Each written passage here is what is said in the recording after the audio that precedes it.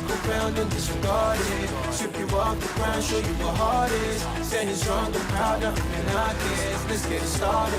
It's the hardest. Talk around and disregard it. Strip you off the ground, show you what heart is. Standing strong and proud, nothing can knock this. Let's get it started. Yeah, get your boots ready. We're about to go on a trip where we wrestle, nobody settling or calling it quits. You're here for the grit, bet you this stuff is amazing. You're stumbling, welcome to the bump in the apron. Step into it, the hardest part of the ring. Here to bring fun, yeah, and this art he's king. It's the best thing, making sure you don't tap out. Don't go soft with the hardest podcast out. And it's not just another one, it's clear. Off the rest, in this content, none contest. Take the nonsense off the steps. You know it's nothing but pure gems when it's coming off the chest. Get it?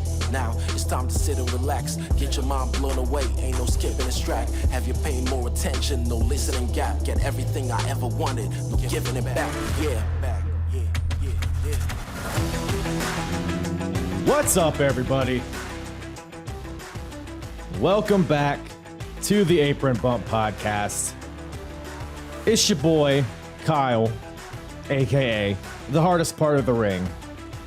And boy howdy, hope everybody's ready for a menage a trois in this podcast. I mean, it's only two people, but like the titles, the event's called Three-Way Dance. Threesome, sexually is so ECW Extreme Championship Wrestling, Three-Way Dance, 1995. This is just 2 days after WrestleMania 11, which was my previous episode. And this is about 2 or 3 weeks after WCW Uncensored 1995. So go check those episodes out if you have not already. Easy way to do that. If you enjoy this era of wrestling, go to apronbump.com, go to the episodes tab at the top, and select Wrestling Wars of the 90s. So that'll bring you the whole timeline of these three companies, WWF, WCW, and ECW. Timeline, which right now everybody's just trying to figure things out, you know. WCW is having guys fight in hay on moving semi-trucks. WWF is headlining their WrestleMania with the kid from Home Improvement. And now we have ECW.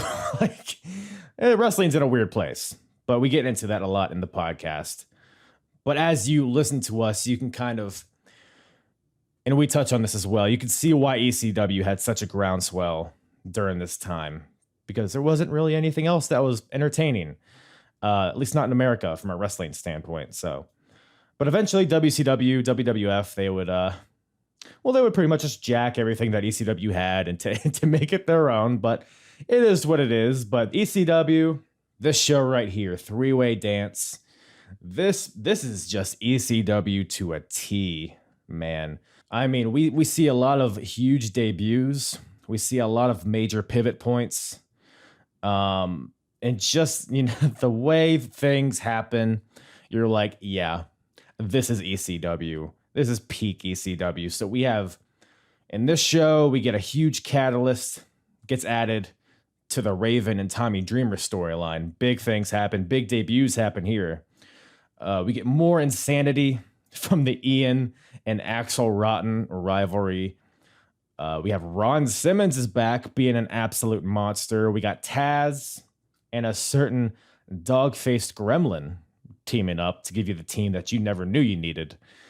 And then you have Sandman, you know, spending damn near half the show smoking a cigarette. So lots of shenanigans. But speaking of cigarettes, I guess smoked one as we were doing this episode, which made it the most ECW episode you'll ever hear in your life. Brought back Justin from the Juice Pro Wrestling Podcast. You might remember him from a previous episode, a Ring of Honor, crowning a champion. Go check that out if you have not already. That, boy, that is a unique episode. So go check out. That's all I'll say about that.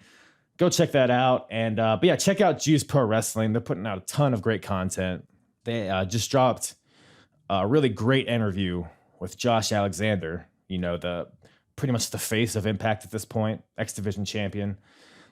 great interview there. And they do other interviews with tons of people involved in the wrestling business and beyond that. So really entertaining podcasts, which is why I brought him back. So go check out Justin and the Juice Pro Wrestling podcast. All their info in the description, but check them out at jpdub.com. Check them out on Twitter, Instagram, all that shiz. And let's get into it, baby. ECW, three-way dance, 1995, with myself and Justin from the Juice Pro Wrestling podcast. Do I look like a pedophile or what? Yeah, that's how I prefer you, though. So, do you care if I smoke? No, I prefer that you do, actually. Good. Don't smoke. Why not? Other people that fucking smoke. Yeah, this shirt's suffocating me right now, dude. This motherfucker's old as shit. I mean, if you need to rip it off, just go shirtless. I like it. I'll allow it. See my fucking movies? Dude, just go full Sandman. Yeah, right. Well, hey, man, I got the fucking Budweiser. Hell yeah. How's my mic level and all that shit? Yeah, it's good. I think. So I can still do my stupid shit. But that was pretty low, man. Oh, I can get I think you could do well better than that. You know, I'm a death metal boy, man. I like to do that shit. You see, this podcast is more like a Dave Matthews kind of vibe. That's what Sreten's into. He's a huge Dave Matthews fan. I'm like, oh, he's tripping billies. Hike up your skirt, little boy. Yeah. Fucking boy. I'm actually going to go see him in like 2 weeks or so. You are? Yeah. Good old Dave. I like how he like dropped a bunch of shit on some fans in Chicago years back. I was like, Dave. Like actual shit? Yeah, they emptied out a boat or whatever they were fucking on. They emptied out some shit thing and it got on a bunch of tourists or fans or something in Chicago. It was pretty cool. Yeah, it sounds like it. Give me something to look forward to, I guess, when I see him. But yeah, thanks for making the time, by the way, to watch the show. Come on here, talk some ECW.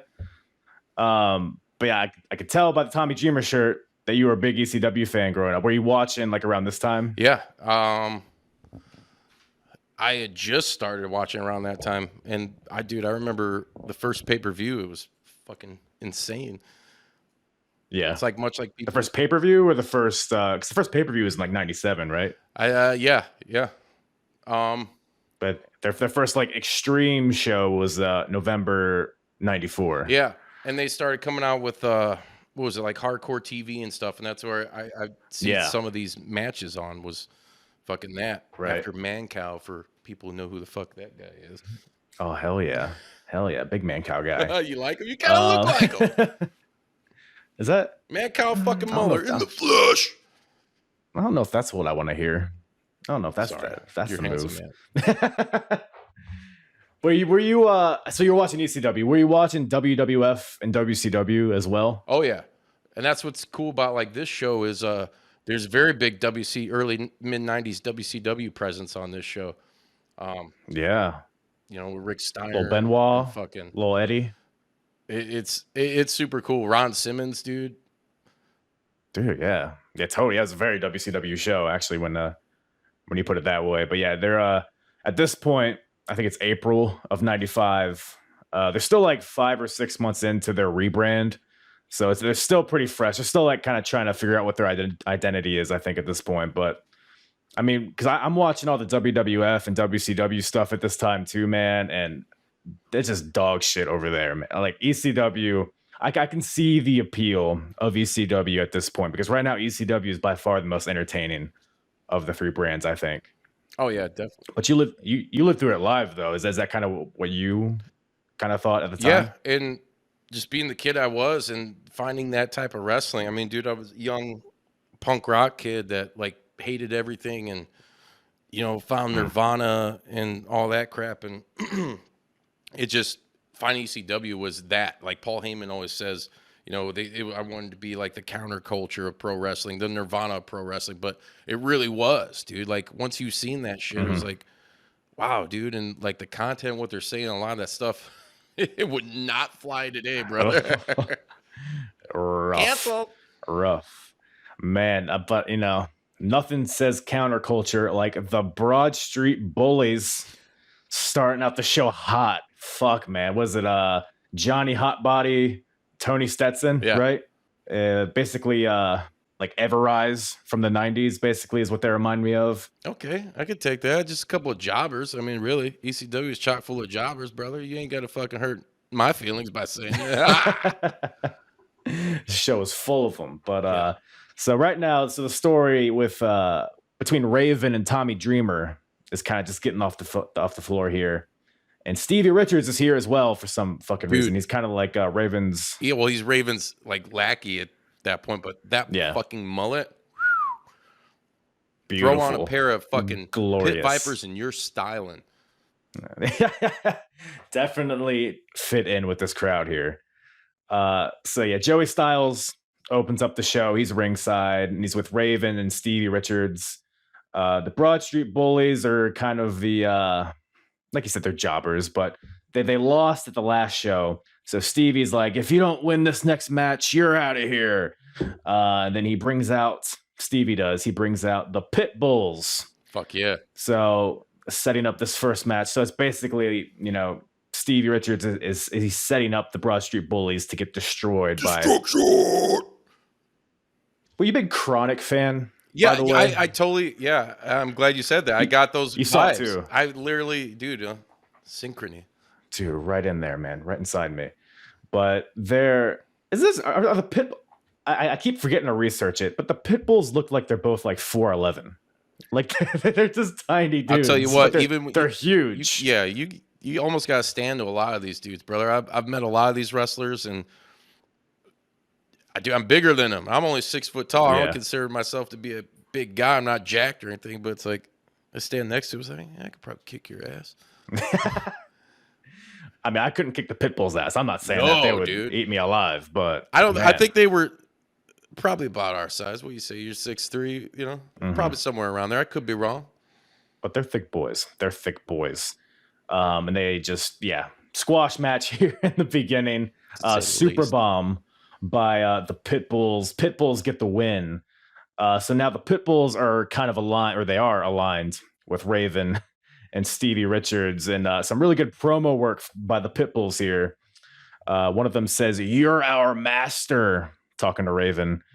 And then the other one's like, "You needed us to kick someone's ass, and we kicked some ass." It's good stuff. Yeah, and Stevie's like, "Oh, if I tell you to kick someone's ass," they're like, "No, we don't work for you." Like, fuck you, Steve. Stevie's like, "Oh, okay, sorry, sir." Yeah, when Raven tells me.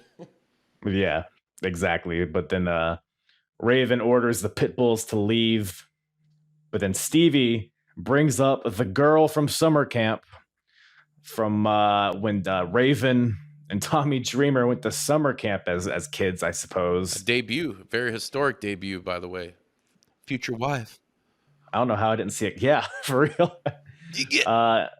Raven's like, "You brought her here? You brought that girl here? That fat, disgusting pig?" He got very un-PC on that bitch. It was pretty rough. But then out comes that girl, aka Beulah McGillicuddy. Looking fine. She holds up. She holds up like, she's not 90s hot. No, it's good. She's a mama. She's doing the mama thing, Mama yeah, dreamer. She is. You love to see it. But that's pretty much the catalyst for this whole rivalry between Dreamer and Raven, and we get a match here in the beginning. So Tommy Dreamer versus Raven, and it just cuts to Raven in the ring. Tommy comes out. He isn't happy to see Beulah, but then he gets in the ring. They start going at it. Immediately it gets very ECW. They get into the crowd. Yeah, I know. People are bringing cheese graters to the show, frying pans. I think they said too. It was like the first time. This is Joey Styles. Like, this is the first time a frying pan or no, a cookie sheet or some shit. Some sign has been used at the ECW arena. But it was like the specific sign. Yeah. It's funny you bring up Joey Styles. I think this is the first time he calls Tommy Dreamer the innovator of violence. Oh, okay. And because he's still like transitioning from being that like pretty boy guy into what he would become. So I feel like he's finally starting to get it, because these first few shows of '95, the crowd didn't really know how to feel about him, but I feel like he's definitely getting over it. They were definitely yelling, "He's hardcore." Yes. Yeah. Yeah. So the beginning of something special, Tommy Dreamer here. Hardcore. Yeah. There we go. Show the people. But fighting all over the arena. They get to the stage. Tommy's kind of just beating the shit out of Raven here. They fight to the stage. Tommy like gets on the ledge, does a stage dive of sorts, like a splash on the Raven. They get back to the ring. You know, Tommy hits. He has one of the most beautiful pile drivers that I've ever seen in my life. He just holds them, you know, turns all four sides. Yeah, that was great. That's a great pile driver, dude. And then it's a nasty looking one too. Yeah, Raven sold it good, man. hell yeah. But then Raven fights back. It's 2 Raven effect DDTs or whatever he's calling it. Raven effect, right? Even flow, yeah. Raven effect. Even flow, yeah. I think it might have changed it in WWF or whatever. But and then we get like just a hilarious series of events here. Towards this is probably my favorite part of the show, honestly. So in the ring, Raven goes for a hip toss, but Tommy counters it beautifully into a DDT. But then on the outside, Stevie Richards starts kissing Beulah. Beulah then it's like slow motion slaps Stevie Richards. She's still new to the game. It's fine. I'll let it pass.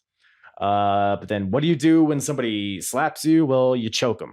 So like literally like a cartoon, like strangling. Beulah's just going limp like a fish. Strangulation. Check it out. Oh yeah. So Tommy, he sees this. He's not happy about it. So he goes to the outside. But by God, it's all set up. Tommy goes to save Beulah, but Beulah turns around with the hairspray. He gets sprayed in the eyes. Tommy does. Then he gets super kicked by Stevie and DDT'd by Raven on the concrete floor. And rolls him back in the ring. That gives him the win. Gives Raven the win. Go. Yeah. Remember his old WWF theme? I got just from you doing that. I knew that's what you're doing. Good shit in this opening match, man. It's just like embracing like the good parts of ECW here. I feel like. Yeah, and the great, probably one of, if not the greatest stories ever told in ECW, you know, like the whole Dreamer Raven thing was so cool, dude. Yeah, like harkening back to, I mean, probably not real life, but you know, in kayfabe land, it's real life, you know, situations. So, yeah, and it's like that realism aspect is what you're not getting from WWE or WWF or WCW. So it's like that counterculture that you talked about is like, it was perfect here. But then how do you follow that up? With murder. So we have Mikey Whipwreck versus Ron Simmons. Dude, Mikey got some love though from the crowd, the faithful at the 2300 arena, like against a personal favorite of mine. I'm sorry, like at the time too, like a very historic figure in professional wrestling, first ever African American world champion, like recognized like WCW. And Ron Simmons was a part of Doom, dude. With Butch Reed, just a bad motherfucker, you know, like legit football player. You didn't fuck with him. Damn. Right. So I thought it was super dope. And Joey Styles referencing, you know, the former WCW heavyweight champion. And that's cool. Yeah, dude. Proceed. But it was kicking my ass to see that shit. I was getting fucking the tingles. Dude, yeah, I saw this on the card and I was like, oh, I hope this lasts an hour. Because I love watching Ron Simmons just shit all over people. But yeah, like you said, he's just legit. He's a football player, you know, all the stuff in WCW that he did. Like he has a lot of credibility behind him, Ron Simmons. So Mikey gets on the apron. Before he gets in the ring, Ron's like, he gets on the mic, he's like, I'm gonna give you one chance to get your ass out of this ring and save yourself an ass beating. You know how he talks. And then so Mikey's just standing on the apron, just contemplating life. Yeah, he's showing his guns, and Ron's. I didn't think the first thing Ron was gonna do was a fucking enziguri, but it was, and it looked like if you were gonna do it as a shoot move, just like in a street fight, an enziguri, like that's what it looked like. Just took his fucking head off. Yeah. So Ron, you know, tosses him back in the ring. He gives him like he gives him a gut buster, but then he follows it up with putting him on his own head and giving him a gut buster. Yeah, but like does a gut buster with his head. That like, looked pretty stiff too. Like that looked like it hit lower, like the bread basket or something. Yeah. But man, I feel like if you do that like more than 5 times in your life, your spine just like. Dude, brother, by the way, I have to say, this entire show should just be called Dickfest 95. There are so many low blows through this whole show. I tried counting them, but I'm going to be honest with you, brother. I lost count during this whole show. Every match. I see Ron Simmons doing low blows. I thought the fucking universe was upside down. But then, how else are you going to fight Ron Simmons other than just punching him right in the balls? So Mikey does that, tries to fight back. He must have really got him because Ron is selling this low blow, but he was selling but he wasn't going down during like the clotheslines. He was still selling the ball shot, but he's still like this bad motherfucker. You can't take him down. Like, I'm sorry, you kicked me in my balls. Still flexing. I'm a man. I'm going down. There ain't no fucking shame in going down when your boys are fucking throbbing and not in the heat of passion. Do you think if you have bigger balls, does it make it hurt less or more? I think more. I think they're covered in nerves, sensitive nerves. They just get bigger. Those nerves probably get fucking, You're getting wicked painful. Getting a little romantic over there. I'm just gonna move on. So yeah, that must be why he's selling it for a long time because it's Ron Simmons. Mikey comes off the top rope. Ron catches him in a beautiful power slam, followed by just like one of the most brutal looking choke slams I've ever, because it wasn't like pretty necessarily, but it's literally like I don't think Mikey helped him at all. Like Ron he picked him up and just shut. He fucking tossed him like a piece of shit. Damn near through the ring, man. I think he did it a few times, which prompts the crowd to chant 911. Yes. 911. Another great gimmick from back in the day, dude. Oh, man, yeah. I can already tell just in the few shows that I've watched that 911's a hot act at this time. But Ron, he's just like, hey, fuck this. So he just choke slams the ref for no reason. But, he's Ron Simmons. Does he need a reason? He gets DQ'd, but I don't think Mr. Simmons gives a shit, really. Ron then picks up Mikey over his head. Goes to toss him on the outside, but lo and behold, it's 911 is out there, catches Mikey. 911 then gets in the ring. They stare each other down. They go at it. 911 tries to choke slam Ron Simmons, but Ron hits him with a low blow. See, there's your Ron Simmons low blow. And then choke slams 911 again. Just as brutal as the one he did to Mikey Whipwreck somehow. Yeah. Ron leaves. He says, fuck this guy. I'm out of here. And then, yeah, dude, the guys come out and fucking the wrestlers, the jobbers from the back, like, check, here, you all right? And then they fucking, Herculean, like, get off of me, Braun Strowman. Fucking exactly. 911 gets up and then choke slams the shit out of everybody, man. And some of them there were a lot of bad choke slams in this. It's like, I feel like once Big Show came out back in the day, or the Giant and the choke slam was like introduced. At least it was for me. I could be wrong, Or even like Undertaker. I feel like because Undertaker's still kind of early on. I mean, I guess he's a few years in, but yeah, Big Show is one of those guys. He would really like hold you up there and like a basketball, just palm you on the floor. Yeah. But yeah, I feel like Ron. My main takeaway here is Ron Simmons made 911 look like a bitch. Because his choke slams were so much better. Did it not make you want to see that match, though?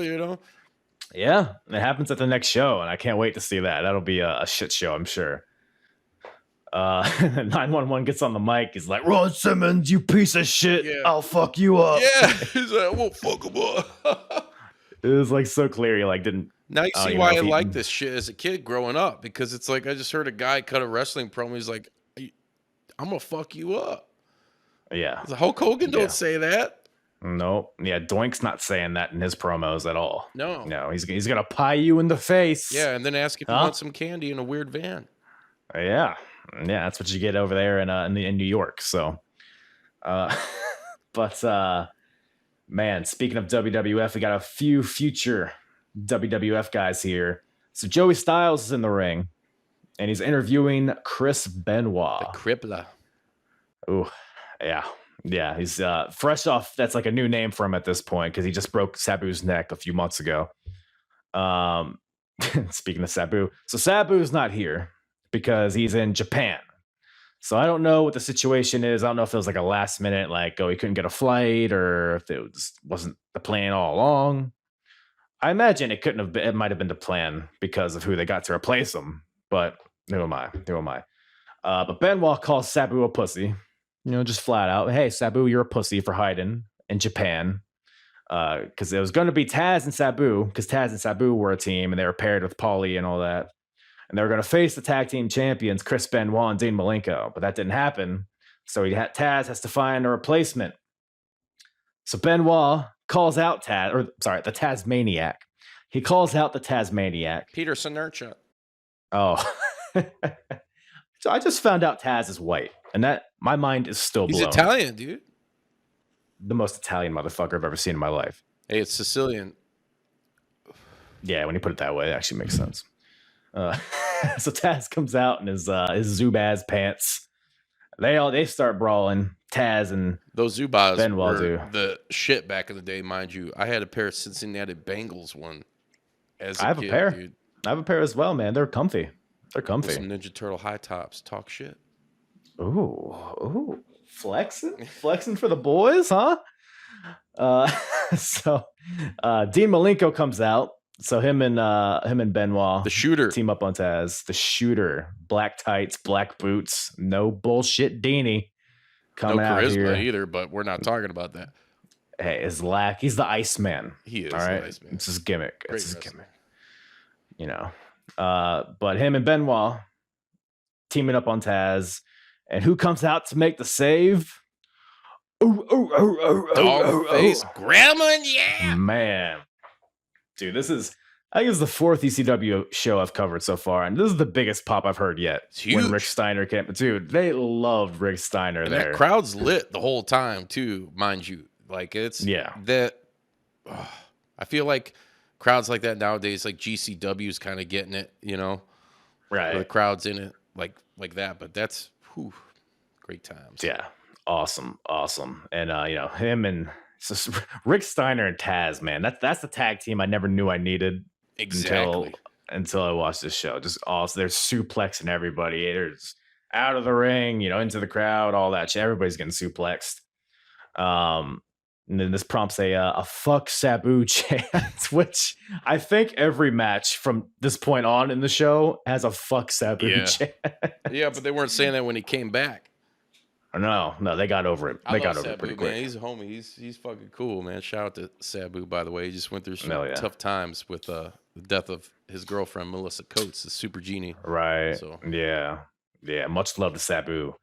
But not this crowd. Not this crowd at all, dude. They're like, fuck Sabu straight up. And I love the man, but I was at work watching this, and I'm like, fuck Sabu. It's easy to get drawn into it. I get it. But man, we got a little change of pace in this next match. Got the ECW World TV title on the line. Cold Scorpio versus Eddie Guerrero.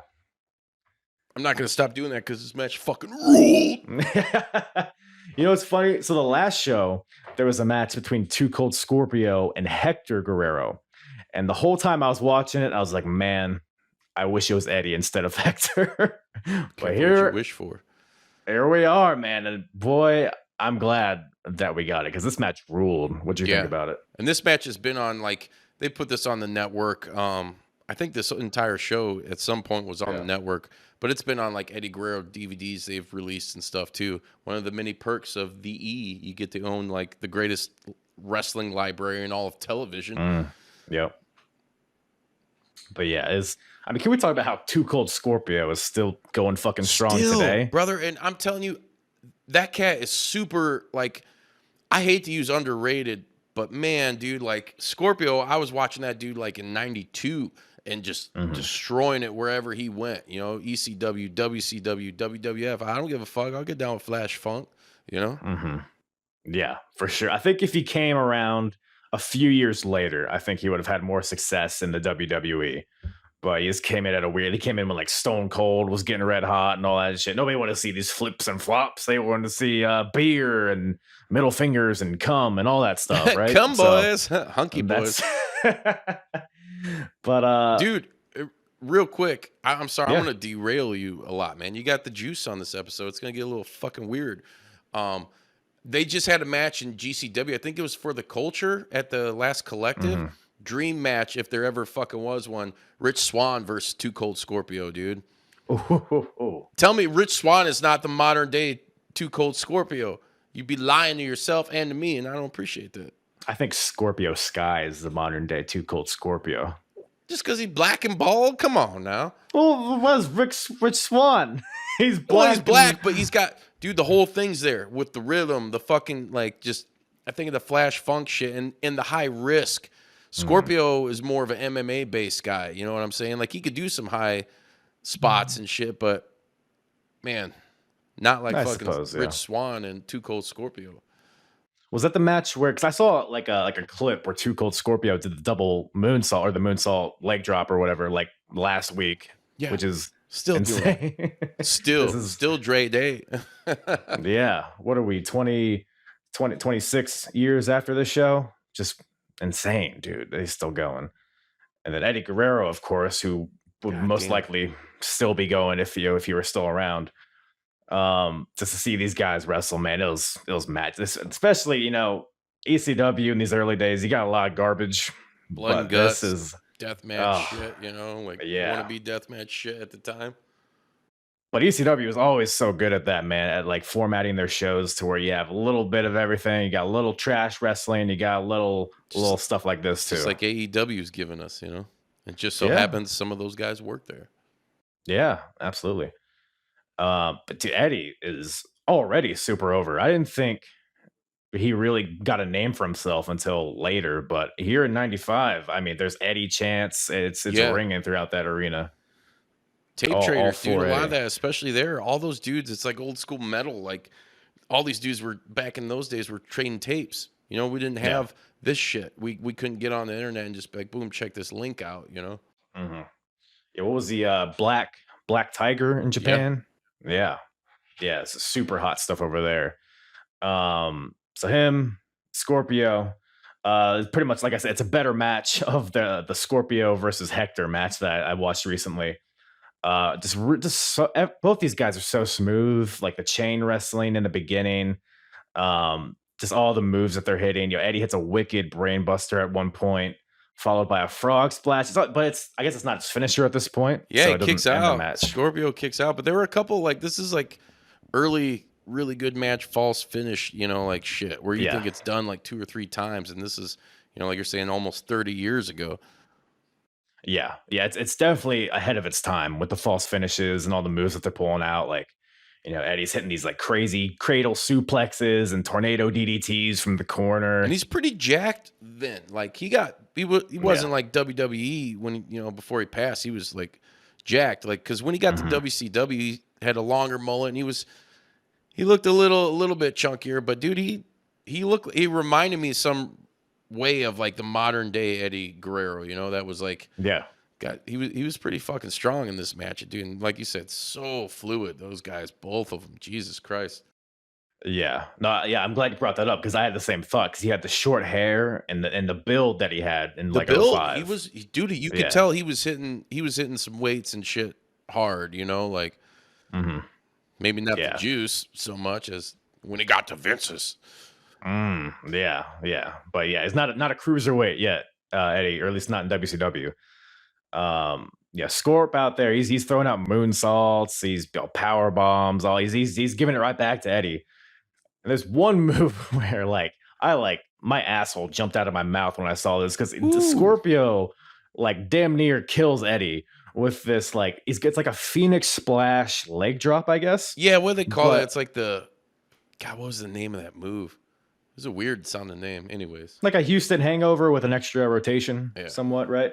But he doesn't rotate enough, so he lands like parallel to Eddie.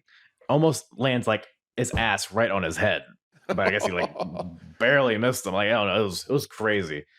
But that doesn't finish the match. You know, it kind of gives Eddie, maybe did land on him because he kind of gave Eddie some time to kind of recoup.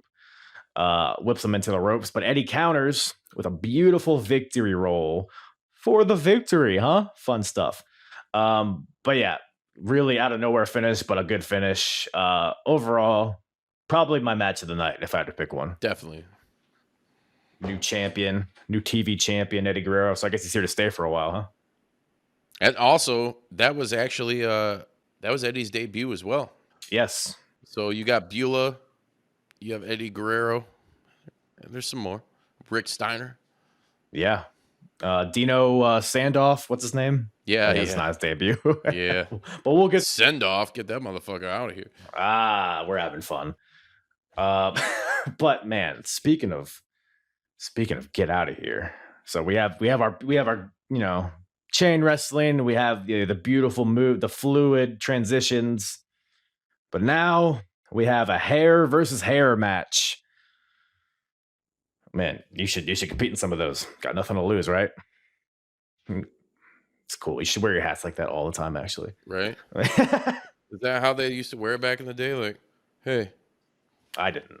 I think I missed that generation. Hats like that. I like the trucker hats. I like to keep them straight or backwards. Bro, I can't find hats that fit me, so I'm head Todd and the monster looking motherfucker. I'm a solid 8 3/4 over here. I like that. Thanks. Like the leader, if you're a comic book fan. Oh, well, I'm not, but I'll take it as a compliment. I'm a superhero. That's what you're telling me. I'll tell you who's not a superhero. It's none of these Rotten fellas. So we got Ian Rotten versus Axel Rotten. So these guys have fought each other on every show since it's been Extreme Championship Wrestling. And it's a new gimmick thrown in there every time, but now it's hair versus hair.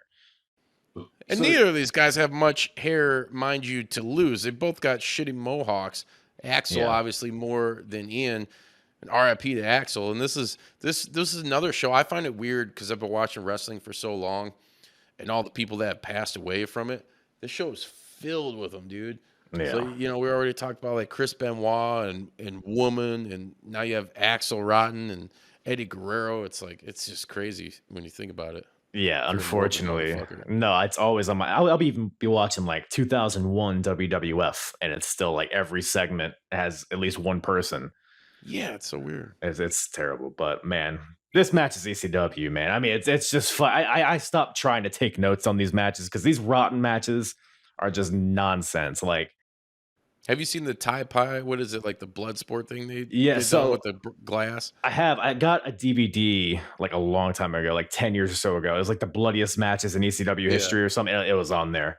So it's been a while. So it's going to be pretty much fresh when I get to, I think it's either the next show or the show after that where they do that. But yeah, that's crazy. And they just keep upping the ante with these matches. Lots of blood, lots of, well, man, the extreme. They're really leaning into the extreme part of this company with this.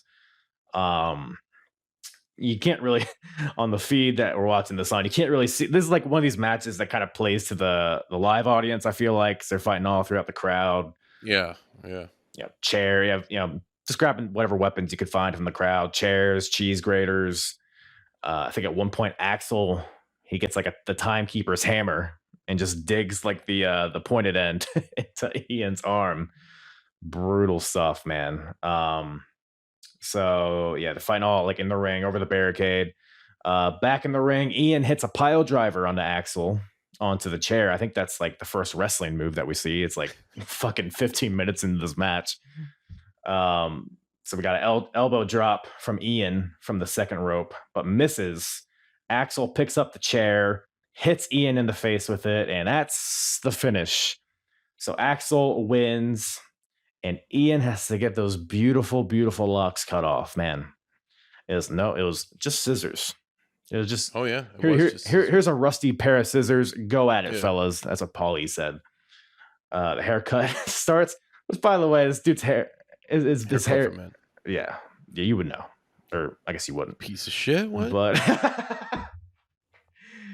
But Ian's hair Yeah, it's soaked in blood, but Axel's cutting it with his scissors. You know, He's giving it to fans, dude. Throwing it out. You see some of those sick fucks are like keeping it. I wonder if there's anybody out here that somehow was there that watches this show.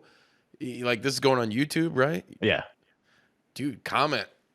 Let us know if you still have that hair. I'm curious because right after that, and Joey Styles is like, you can tell these are hardcore wrestling fans. They're keeping the bloody hair. You know, there's I'd have kept that shit. several people that have a framed lock of Ian's hair, or who, I don't even remember who fucking lost, but I don't even think it matters at the end of the day. Yeah, it's Ian that lost. Yep. So it's Ian's hair, but he gets up afterwards and it's like he looks better without, because he didn't cut all of his hair off. He just cut the shitty hanging mullet part of his hair. But that's pretty much, you know, Ian grabs the tray, I guess the scissors were on, starts beating down Axel with it, grabs the scissors, digs it into Axel's, like, of course, you got a sharp object in there, you gotta jam it into your opponent's fucking skull. Yeah, exactly. You would have fit in. And Ian just throws a garbage can into the ring, but it's like a full garbage can. So it's like someone had to clean that up. Like, oh, god damn it, Ian Dick Rotten. move. Oh, yeah. Any other thoughts on that beautiful match? No, to be honest with you, and I've seen way better matches between those two. And at the time, you know, I can't remember necessarily watching that particular match at the time. So it's not like I have any special whatever to. It's just kind of, hey, you're fucking bloody ECW brawl shit. Yeah, it really is just, hey, here's some blood. Do you guys like it? Yeah, you like it because you're fucking sick fucks. No filler. Yes. But speaking of killers, we got Hack Myers up next. Man, I am quickly becoming a Hack Myers mark. You are. Dude, the Shah of ECW is the man. Shah, yeah. Shah. Don't ask the Sheik, Shah. the Iron Sheik, about the Shah. So it's Hack Myers versus Dino Sandoff. Just said the man's name and you just exploded. But yeah, I believe Dino was one of the Jamokes that got chokeslammed by 911 earlier. Yes, he was. So now he's wrestling. So I wonder who's going to win this match. Fucking Hack Myers is super over for some reason. Everybody loves the Shah every time he does a move. Shah. It's great shit, dude. Super quick match. The match is like, actually, it's not even that quick. It's a squash, but it's like it lasted like 5 minutes, which felt too long. Yeah, weirdly. I was gonna say, yeah. So Dino Stroganoff, or whatever the fuck his name is, he gets in a little bit of offense. His paycheck that night. Shit, yeah. I got a brutal brainbuster by Hack For Myers. $50. I'll take it. I'll take a brainbuster from Hack Myers for $50. I guess we're just trying to build up Hack Myers here, huh? Seems like to me. Trying. Yeah, this is good shit. Never right? a Hack Myers fan. I mean, I think I appreciate him more now because it fits my funny side. Right. I can get down with Hack Myers, you know. Look, I'm not trying to. I was like, who this motherfucker? I'm not trying to watch Hack Myers wrestle for 20 minutes or anything, but a 5-minute match. What a hack! The Shah, I'm all for. What? Shaw shit is fire though. Get the fuck out of here! What a hack! Oh man, but got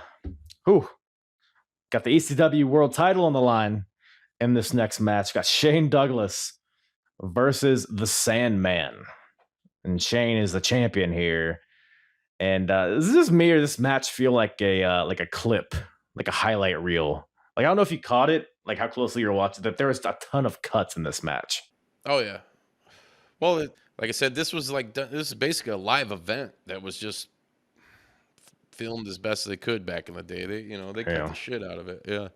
I suppose. But this made me laugh though, because Sandman, he gets like a fucking 6-minute long entrance. Like, he's just taking. But his dude, time. that's what it was all about. Yeah. And I'll tell you what, it was dope as hell when he gets up and Woman, who is another one that has passed, lights his cigarette for him. He just takes his cigarette out. Mm-hmm.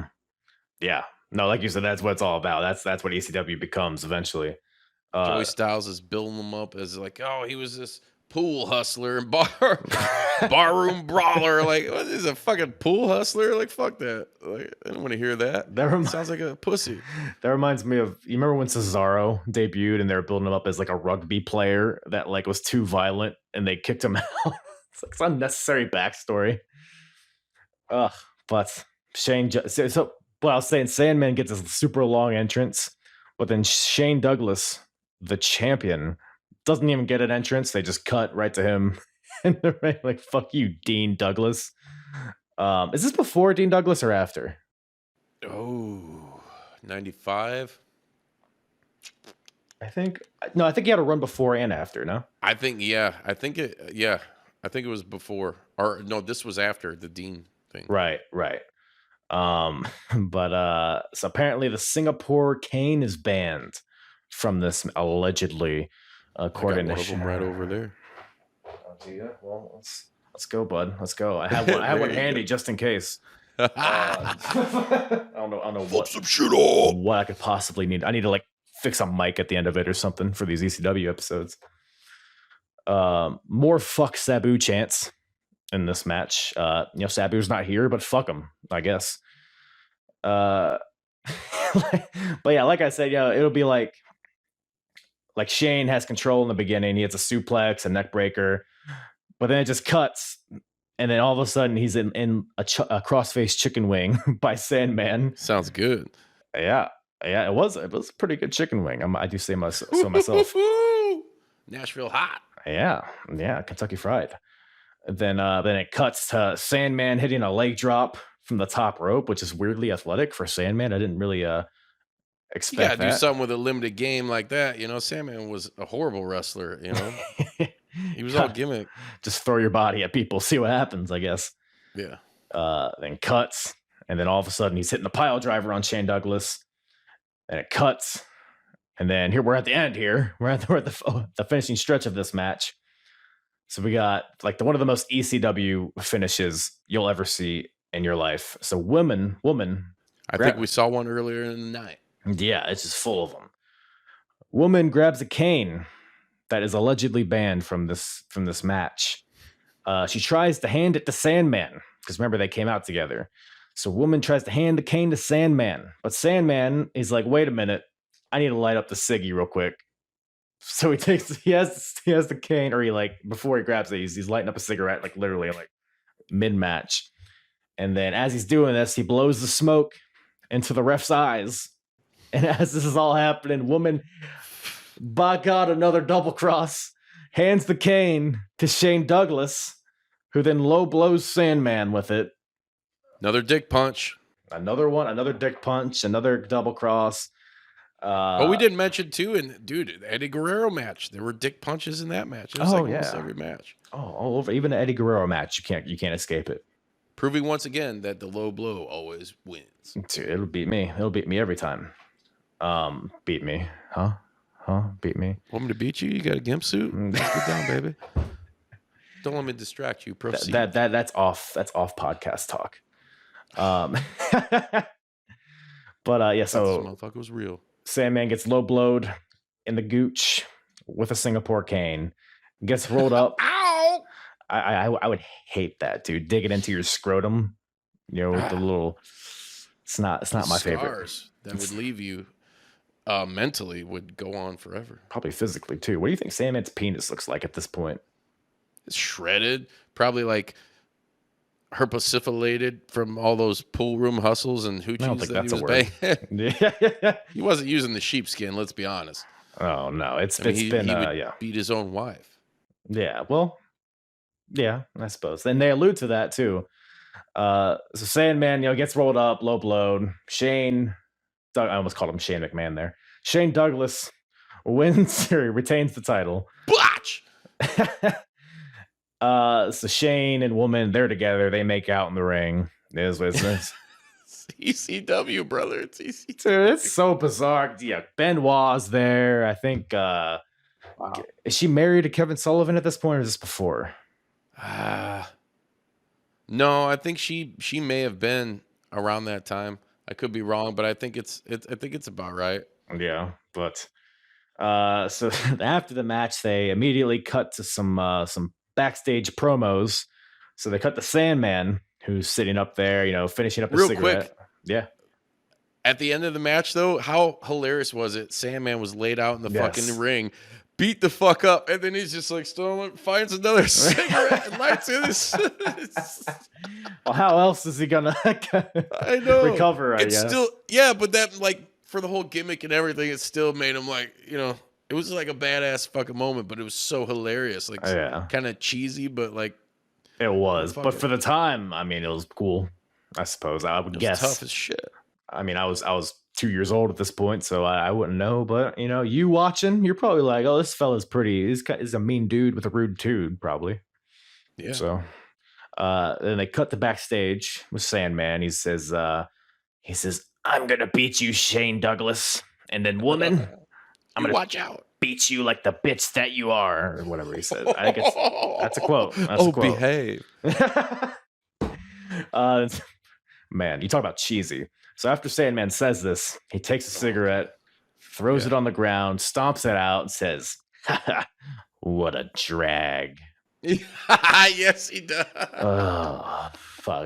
They had me rolling, dude. I was like, dude, this is fucking... I'm a huge 80s like action movie fan. I'll get the Arnold and Sly one-liners. Right. I'm all out of bubble gum. Yeah. Right. Yeah. And then we get a promo from Shane Douglas, which is much more articulate, I guess. Yeah, he said Redrick. Yeah, that one. I went cross-eyed after that. I didn't really hear anything he said. Strong. His rhetoric was strong. You're right. So Sandman doesn't deserve the title. He says that he earned it. I think at some point he said he's gonna fist Sandman. I might have misheard it, but there was something. There was a lot of sexual innuendo going on in this backstage promo. Oh, dude, wait, what the fuck, man? It was like I'm mad at it. Woman was looking pretty fucking fine. I would take her out for a nice Nancy seafood dinner. Was looking good. Yeah. But fisting, etc. Good promo from Shane, and man, like I said, just an ECW finish to that match. Anything else on that? No, a lot of shenanigans. Not at all. A lot of shenanigans. But that brings us to the main events. As the title of the show states, three-way dance. Got a menage a trois to close out the show. Oh, there's blood. There's blood. What? So we got the tag team titles on the line. We got the champions, Chris Benoit, Dean Malenko. Do you like the Public Enemy? Not at all. Still love it like that. I'm the lyrical gangsta murderer. They used to come out to that fucking shit. Oh, I was watching it though, and I was kind of like, the crowd was so into it that it makes you like, all right, whatever. I'll bob my head. But I really never dug Public Enemy, like in ECW or WCW. I didn't get it. Johnny Grunge and Rocco Rock, and two more guys that are not on this earth anymore. So yeah. No, it's Body Count Rises. Are we watching horror movies or what? I mean, what identifies as a horror movie? I mean, I feel like there's enough blood and gore and jizz to identify as one. So like we got all the check marks as far as I'm concerned. And come on my hands. That's a good song. Yeah, I like it. It really tickles my cockles. But we have all the teams that we saw earlier that were beating up each other. Yeah, Steiner and Taz, Public Enemy, Benoit, Malenko. It's funny. Everybody I've had on this show that when I cover ECW, no one seems to like Public Enemy. But it's like, because I'm not really familiar with them other than what I've watched so far, and I got like the like you get sucked into it. It's easy. It's fun, but it seems like very fun. Like Philly likes this. Like this part of Philly likes it, but nobody else in the world likes it. As Chicago, I mean, we're rabid diehard fans out in this area too. So yeah, I mean, you just like CM it probably would have been over. I think it was over. Right. Yeah, for sure. So slots. I mean, just look at the names. Benoit, Rick Steiner, Taz. There's suplexes all over the place. Oh God, yeah, dude. So many, dude. And some of those, Jesus Christ. I saw Benoit take one. I forget who delivered it. I want to say it was. I think it was Rick Steiner. Yeah, dude. And Benoit. I know what you're talking about. There was one piece of the puzzle that made him fucking murder his family right there. I'm not even trying to be funny. It was that second. That's where the CTE was born, I think. Probably, dude, because that was one of the nastiest, just straight on the neck, dude. Like, what? Fucking, it was brutal. Oh, God, yeah. He was 6 foot tall when this match started, and he came out 5'10" or whatever he is. So. And Benoit, you could see like his style, dude. Like, little pit bull, like the almost like Dynamite Kid, and like mixed with that time from working in Japan as Pegasus Kid. Like, dude, all his shots to those motherfuckers were stiff. He laid them it in and quick. Yeah. No, Benoit was a savage, dude. Like, especially at this point in his career, like you said, he laid everything. Like, everything looked legit, and probably was. But like, imagine him like wrestling Bret Hart at that time. I mean, they did wrestle, but I'm saying like at that time period, dude, it was just like, fuck, dude. It's crazy, dude. Crazy. Just intent with everything he did. And then you have Rick Steiner and Taz, who are the same kind of deal. And you have Public Enemy, who are just crazy fucks that'll take any kind of bump. They were taking some pretty gnarly suplexes in this match too, these big boys. Steiner and Taz are the first guy, the Tasmaniacs, were the first team eliminated. But probably because it's like, Paulie's like, at that time, Steiner there had to be some kind of working thing with WCW. They did it with Cactus Jack and other guys, and Paulie knew people. So maybe it's like, hey, you come in and do this thing, not take so many bumps. You guys will literally spend like 2 minutes in this match and then get eliminated, but then proceed to come in and beat every motherfucker's ass in the ring. Mm-hmm. They looked like beasts, even though because they got eliminated, right? I think I saw Steiner lines too. Remember that theme song, dude? The old Steiner line, the WCW. I never knew the lyrics to that song, but I don't know why I didn't catch that. But no, very familiar. I think familiar. It's on iTunes if you fuck with that at all. Man, I'm about to look that up ASAP once this is over. But and American Males, great theme song. You know what pisses me off? They don't have Hulk Hogan's WCW theme song on Spotify, and that one's a banger. Really? American Made? Jimmy Hart wrote that, I believe. I believe it. I think he wrote like all of WCW's theme songs. He's American Man. It's good. There's not a lot of good about WCW at this point, but American Made bumps. I still remember being a little butthurt about it, though, when I heard it in WCW. Being a young kid, not knowing the ins and outs of the business and legalities. It's like, why isn't it that old theme song that fucking makes the hair stand up? Just wait, 7 or 8 years and they'll be back.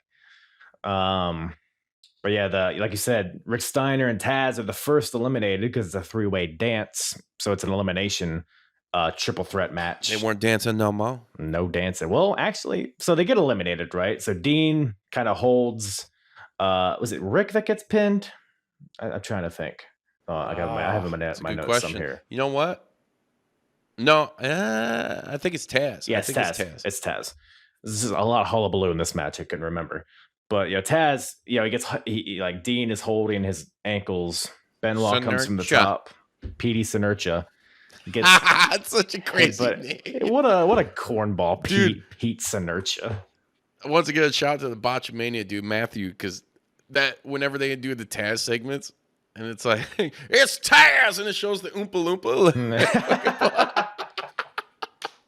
That shit fucking gets me rolling every time. Poor Taz, man. Taz is trying to vibe to.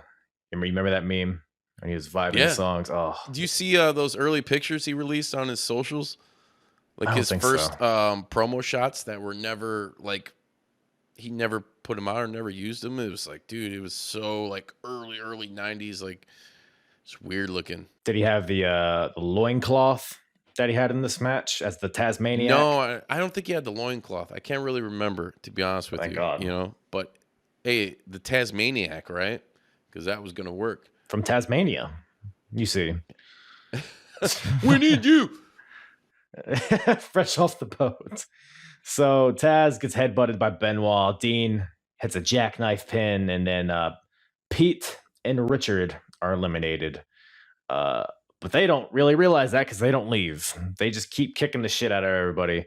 More suplexes. I don't think they ever leave it really until the end of the match.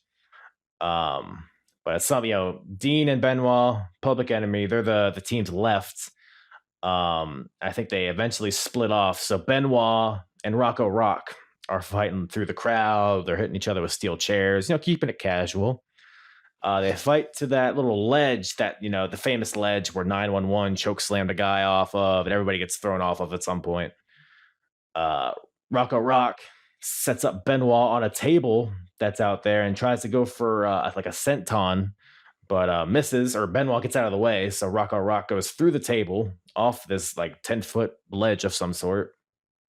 So, but in the ring, you got Dean Malenko hits like a beautiful brain buster onto Johnny Grunge, which is he's like twice his size. I mean, Dean Yeah. Malenko, I mean, he's kind of a savage in his own right.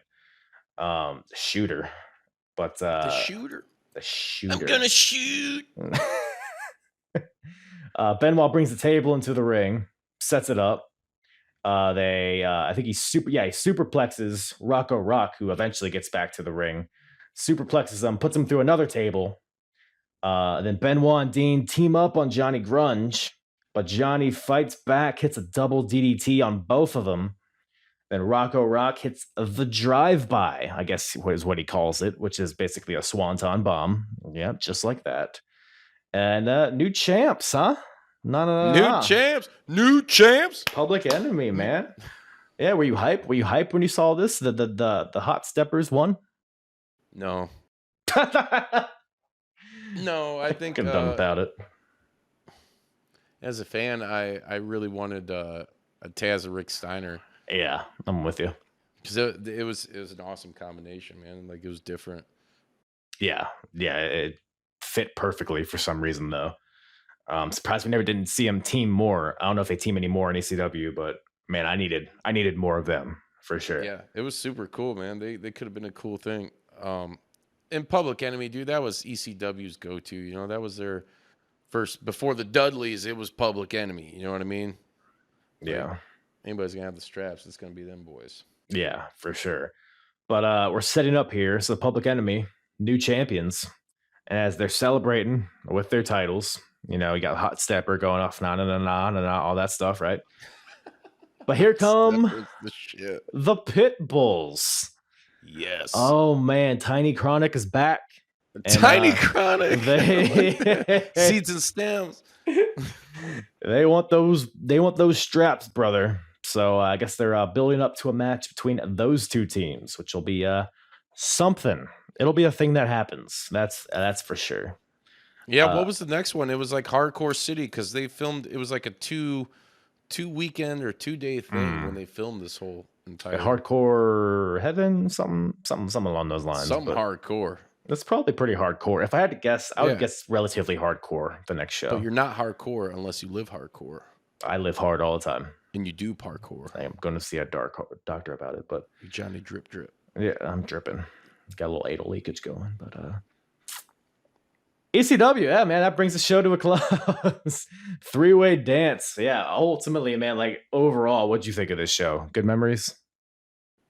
Yeah, dude, it was a lot of good memories. A lot of, like I said, a lot of historic shit. Like, if you're a real wrestling aficionado or a fucking dork, like I'm both of those. I am. We all are. Yeah.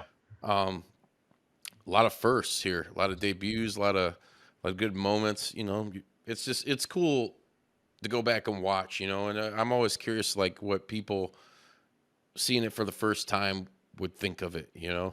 Yeah. Because it's one thing to live it and then, you know, maybe go back and revisit some of this stuff. And even if it was a match I didn't see, I was still watching in that time period. So it's, you know, I knew what to expect. But for someone on the outside looking in, I think it'd be pretty cool to, you know, hear their viewpoints on that and stuff. Yeah, for sure. It's definitely a, you know, when you're watching, because with my podcast, I keep up with WWF and WCW as well in this timeline. And yeah, I can, like I said in the beginning, I can definitely see the appeal of ECW because they got a lot going on. It's a lot of new stuff for the time, but eventually, I mean, WCW and WWF both, they kind of catch on to that kind of hardcore. And they stole grittier. from it. They stole from it. And they signed talent, and they straight up, like, dude, I love Steve Austin. I think we all love Steve Austin, but is Steve Austin without experiencing the Sandman? Not at all. Not at all, dude.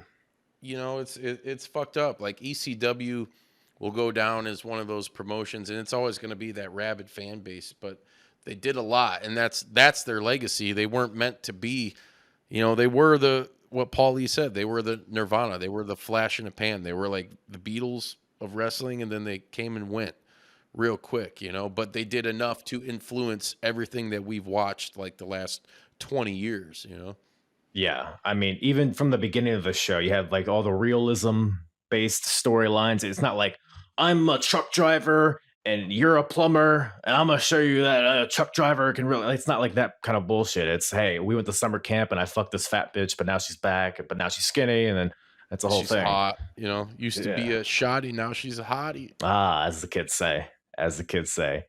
Uh, but yeah, like the hardcore stuff, obviously, way ahead of its time. Even like the Eddie and Two Cold Scorpio, like just watching this, like this is something that could hold up today easily if you just saw this in AEW or something. It'd be one of the better matches on the show, like with how good these two guys are. And then It's pretty much like AEW's format in a lot of places, like some TNA, some Impact, and other promotions have copied this format because, like you said earlier, it gave you a little bit of everything. right, ECW were they a blood and guts promotion? Probably very much so. But you look at that fan base and where they're at, GCW's no different. Like in this day and age, right. Yeah, I always because I catch a little bit of GCW here and there. Are you like a frequent watcher of them? Yeah, I would say so. Would you? I mean, obviously, I feel like there's a lot of comparisons between ECW at this point and GCW Yeah, now. No, there's a lot of the fan. I think they're a little more deathmatch based, but they support and they network with a lot of different promotions to put on different types of shit. That's like they're gonna be doing some shit with the homies from Black Label Pro out here in Northwest Indiana. They got some stuff coming up in September that everybody could watch on Fight. The 3 Cup Stuffed. I think they try to be inclusive as far as every style of wrestling you could want to see. You'll see some crazy shit, and even guys like it was crazy to see Rick Steiner like doing low blows in this ECW package we watched and hitting people with like cookie sheets and stuff because it's just something you didn't see happen. Yeah, no, he definitely fit in well. I would say Rick Steiner fit in just as well as Matt Cardona fit in with GCW. So Zack Ryder and Rick Steiner, same person. Dogface Gremlin. I loved when when they first announced Steiner was coming in on this show, and he came in and after they did all their thing or whatever, and he's doing the the jogging around the ring like the fucking dog, hoo, hoo, hoo. And then him and Taz are both getting down like dogs and shit. Right. All we needed was JYD, and this would have been a fucking the dog pound. Oh man, the Tasmanian devil and a dog. Like, what else do you need in wrestling when you really look at it? But yeah, man, that brings the show to a close, dude. Once again, thank you for coming on. Juice Pro Wrestling. Where can everybody follow you guys and check you guys out? Everywhere. We're on all social media, Facebook, Instagram, Twitter. I even fuck with TikTok occasionally. YouTube, direct link is jpdub.com. All of our episodes are on there. Video, we're releasing episode 165 this week. So we got a lot of content, a lot of good interviews for you guys to check out. We just had the last guest was Josh Alexander. We're going to have a lot more killer guests for you guys. So yeah, hit us up and party. We like to drink beer, talk wrestling. Oh, hell yeah. Well, if you like that sort of stuff, go check them out. Yeah, you guys are one of my go-to podcasts. You're doing really great stuff over there. But yeah, man, that's all I got. Yeah, thanks for coming on, dude. Yeah, anytime, brother. Anytime. I really enjoy your show. This is it's a good thing for me to be able to actually watch this time without Sreten because he's a bit. Once again, thank you to Justin from the Juice Pro Wrestling Podcast for joining your boy on this ridiculous ECW episode. So much fun, as always, with Justin and the whole Juice Pro Wrestling crew, Sreten over there. Go check them out at jpdub.com or wherever you listen to podcasts. Check them out on YouTube as well. Lots of great content coming from those guys. And yeah, apronbump.com as well. If you like me, which if you've reached this point of the podcast, I would assume you at least tolerate me. So go check that out at apronbump.com. You can find all of my episodes there. You could filter by promotion, by era, by timeline, whatever it is you fancy. You can find all my episodes there and whatever you enjoy listening to me ramble on about. So thank you guys once again for listening. God bless you. God bless America. And God bless Rick Steiner. Yeah. I'm hard. Talk around and disregard it. Strip you off the ground, show you what heart is. Standing strong and proud, nothing can knock it. Let's get it started. It's the hardest. Talk around and disregard it. Strip you off the ground, show you what